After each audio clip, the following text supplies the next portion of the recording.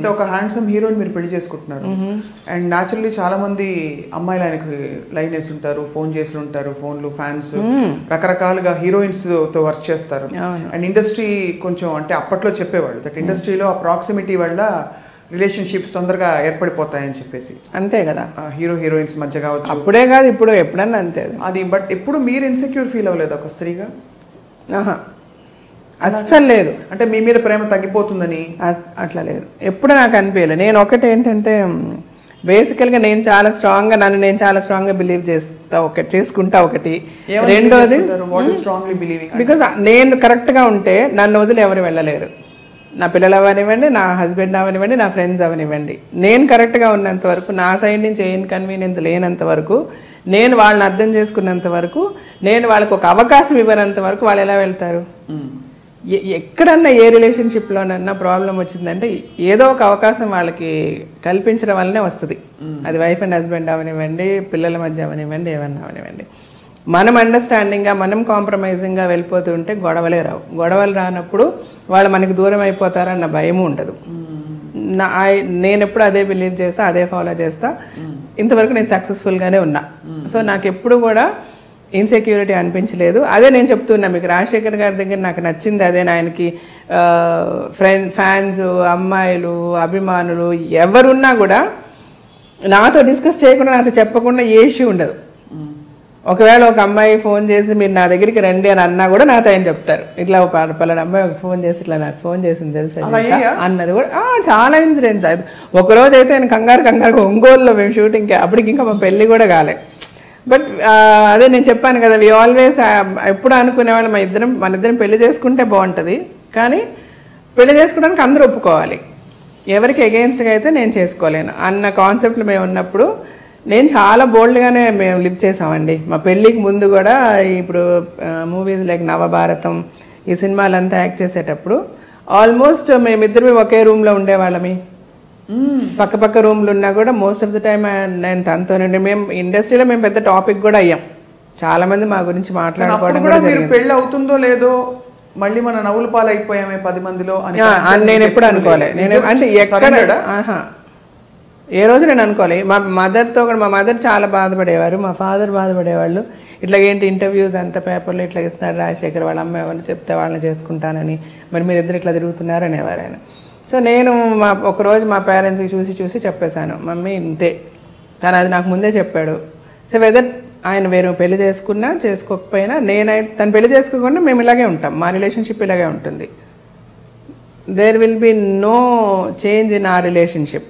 But అది ఇంకో అమ్మాయి వచ్చి ఉంటే అంటే అప్పుడు ఒకవేళ అమ్మాయి యాక్సెప్ట్ చేయకపోతే maybe we would have been good friends. అది తన ఇష్టము, ఆయన ఏం చెప్పుకుంటారో ఎట్లా చేసుకుంటారో అది తన సోల్మేట్స్ అని మీకు ఫీల్ అయ్యారు. అంతే, నేను అలాగే ఫీల్ అయ్యాను, తను అలాగే ఫీల్ అయ్యారు. తను యాక్చువల్గా అట్ వన్ టైం చాలా ఒక ప్రపోజల్ అంతా ఓకే అయిపోయి, వాళ్ళ ఇంట్లో వాళ్ళకంతా ఓకే అయిపోయి, పెళ్లి రాజశేఖర్కి వేరే అమ్మాయితో అంతా ఫిక్స్ అయిపోయింది.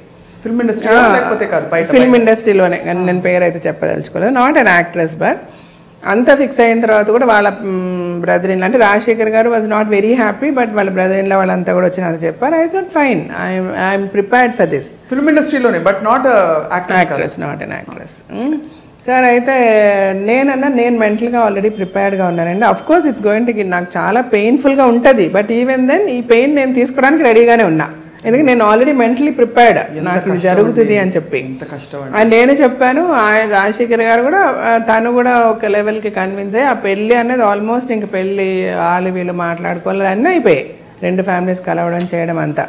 బట్ తర్వాత ఒక 1 డే ఆ అమ్మాయి నన్ను, అంటే తను నాతో చదివింది స్కూల్లో, నాకు 1 year సీనియర్ అమ్మాయి. ఎవరో చెప్పచ్చు కదా? చెప్పలేదు, చెప్పకూడదు, దట్స్ నాట్ నైస్.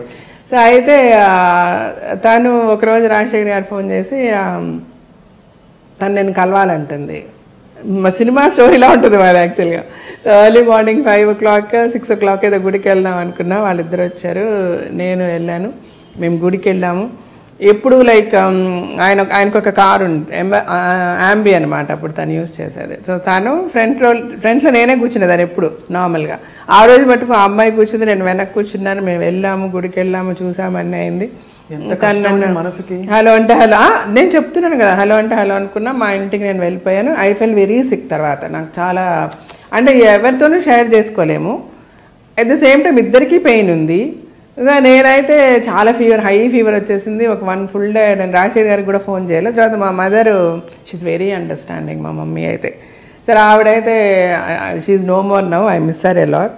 సరే అయితే తను షీ కాల్డ్ హిమ్ అనమాట. ఆయనకి ఫోన్ చేసి ఇట్లా జీవిత ఈజ్ వెరీ సిక్ అని అంటే వెంటనే వచ్చి then is being a doctor medication అది ఇచ్చారు చేసి then he stayed with me for a while and then he went away. సరే ఇది జరిగింది. తర్వాత మేము ఇద్దరం ఒక సినిమాలో కూడా యాక్ట్ చేసాం. ఇంకా పెళ్ళి మాటలన్నీ జరుగుతున్నాయి. ఆ అమ్మాయికి నాయనకి ఎప్పుడు పెళ్ళి ఏంటి అంతా.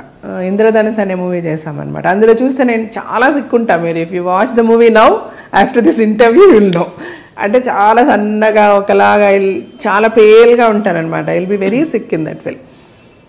ఇద్దరమే యాక్ట్ చేస్తున్నాము, ఇద్దరికి అన్నీ తెలుసు, like you know he's going to get married అంతా. బట్ ఆ అమ్మాయి ఏంటంటే సడన్గా one day he was very tensed. Shoot అయిపోయిన పక్క రూమ్లో ఉంటాం కదా, చాలా టెన్షన్. ఏంటి ఫోన్లో వెళ్తున్నారు, మాట్లాడుతున్నారు, వస్తున్నారు అంతా. So then I asked him ఏంటి ఏమైంది, వాట్ ఈస్ ద ప్రాబ్లమ్ అని అంటే no we have an issue. వాళ్ళ పేరెంట్స్, ఆ అమ్మాయికి నేను నీ గురించి చెప్పాను కదా, ఈ అమ్మాయి వాళ్ళ పేరెంట్స్కి చెప్పి so then now she insist me that మన ఇద్దరు మీ పెళ్లి చేసుకోవాలంటే hereafter you should not, నువ్వు జీవిత గారితో మాట్లాడకూడదు, మీరు తనతో యాక్ట్ చేయకూడదు, ఇవన్నీ చెప్పారు మా పేరెంట్స్ చెప్తున్నారు.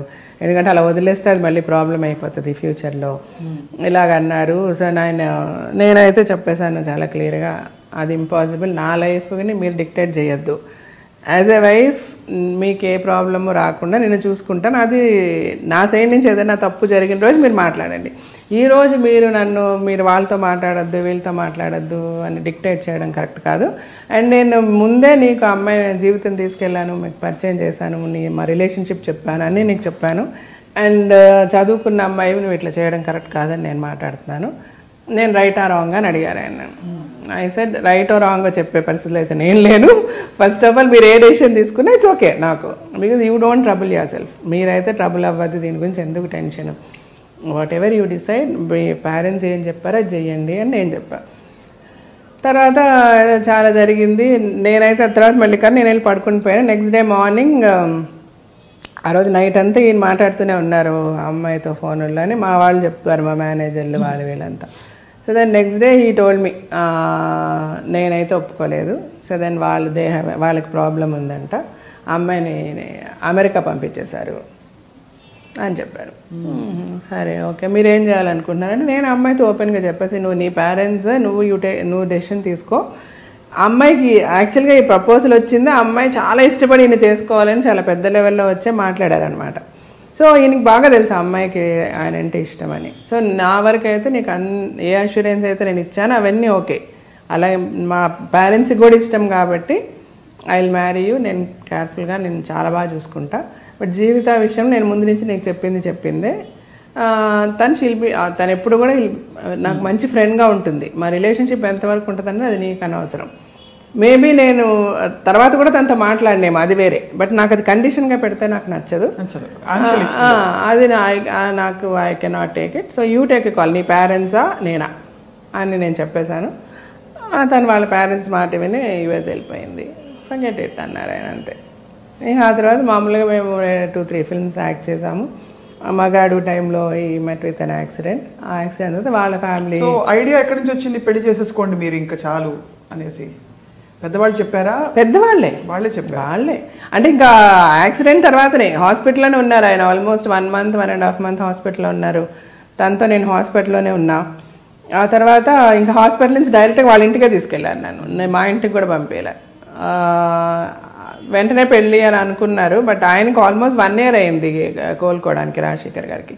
He was almost on crutches for about 7-8 months crutches మీదే ఉన్నారు తను. అప్పుడంతా నేను వాళ్ళ ఇంట్లోనే ఉన్నా. టోటల్ ఇంకా తను టేక్ కేర్ చేసిందంతా నేనే, నాకే వదిలేశారు మొత్తం. తర్వాత తనకు బాగా అయిన తర్వాత పెళ్ళి అని అనుకున్నాం. ఆ లోపల మా ఫాదర్ చనిపోయారు. ఇంకా మళ్ళీ 1 year ఆగి పెళ్లి చేసుకున్నాం అన్నమాట. For more videos, please subscribe to iDream. Hi, this is Sai Kripa, Strength Coach. For more videos, please subscribe to iDream. And more videos, please subscribe to iDream Media. Hi, I am Sirisha Reddy, fashion designer. Please subscribe to iDream Media. For more videos, please subscribe iDream Media. Please do subscribe to iDream. Hello అందరికీ నమస్కారం, నేను మీ Getup Srinu. Please subscribe to iDream media. iDream అంటే నా కళల channel subscribe చేసుకున్న నోరు తిరుగుతలేదు, మీరైతే గంట గుర్తు కొట్టండి.